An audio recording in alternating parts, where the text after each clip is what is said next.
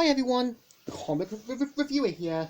This time reviewing on Dragon Ball Z Kakarot. Now, as you know, Dragon Ball Z Kakarot is meant to be another game from the Dragon Ball Z series, which was also released for the Switch, the Xbox One, as well as the PS4. So the premise of the game is that you mainly start off from the Saiyan Saga and work your way all up to the Buu Saga. Throughout it, you basically play as certain characters in a certain moment of the story, such as Goku, Gohan, Vegeta, Piccolo, Future Trunks, and so on.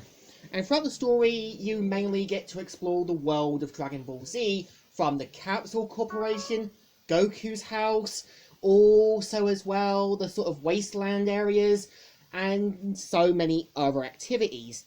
And throughout the activities, you also do have fishing, as well as killing animals for food, finding apples, making ingredients, and so on. And I think the best bit I think about the game is the boss battles. And there are moments in the boss battles that you are going to be switched on for. For example, when you battle Dr. Jirao and one of his androids, it's important not to use any powerful attacks, as it will basically cause their health to go back up. Or there's moments where you are going to battle Cell, and you're going to be switched on when fighting him, the same way with Majin Buu, as basically Cell can use other attacks, as well as Majin Buu being a bit more deadlier. And throughout the game, you also do have side quests, and one thing I do like about the side quests, there are certain characters from the sort of Dragon Ball series that never got seen again after Z, which you have Emperor Briff and his gang, you also have Launch, and so on. I also feel as well the game does kind of get a little too repetitive when you kind of have to do a lot of grinding on enemies, and if you don't know what you're doing, then yeah, you're going to end up getting yourself killed when you battle Raditz, as it's important to grind further, as well as stocking up for medicines and so on. And I think what's interesting is, when you do explore the world of Dragon Ball Z, you can even find old pictures from moments from the certain original series. For example, with Kid Goku and Krillin doing their training, also Goku's training back when he sort of battled the sort of test dummy character of himself, and so on.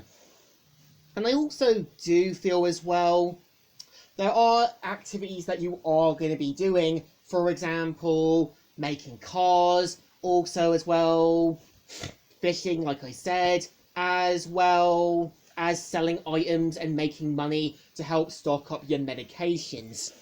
And I also do think, as well, what's interesting, you can actually use the Dragon Balls to either bring back past villains, or to boost up your sort of special orbs, as there's some that can, certain orbs will give you the ability to have more powerful attacks. You can even do training to help increase further, and so on.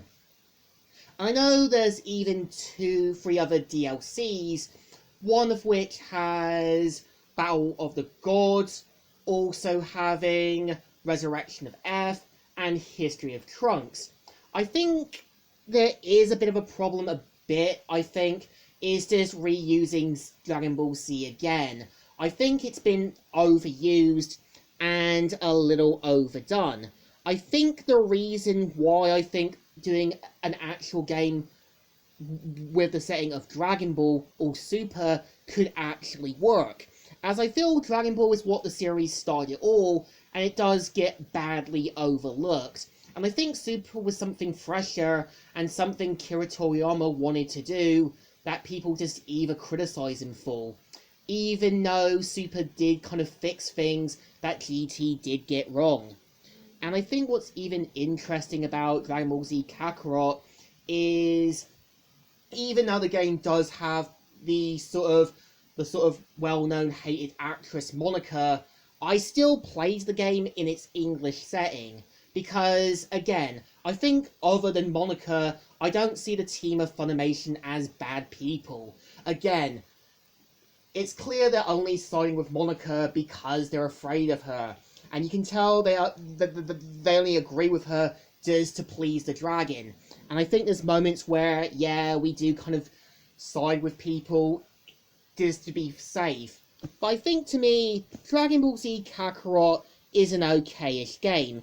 You get to experience the journey throughout Dragon Ball Z from the Saiyan Saga, and you can work your way in leveling up characters and doing grindings against other forces, such as destroying Red Ribbon army bases, destroying Frieza's ships, also killing off dinos, as well as battling different enemies. So I think the game still deserves a thumbs up.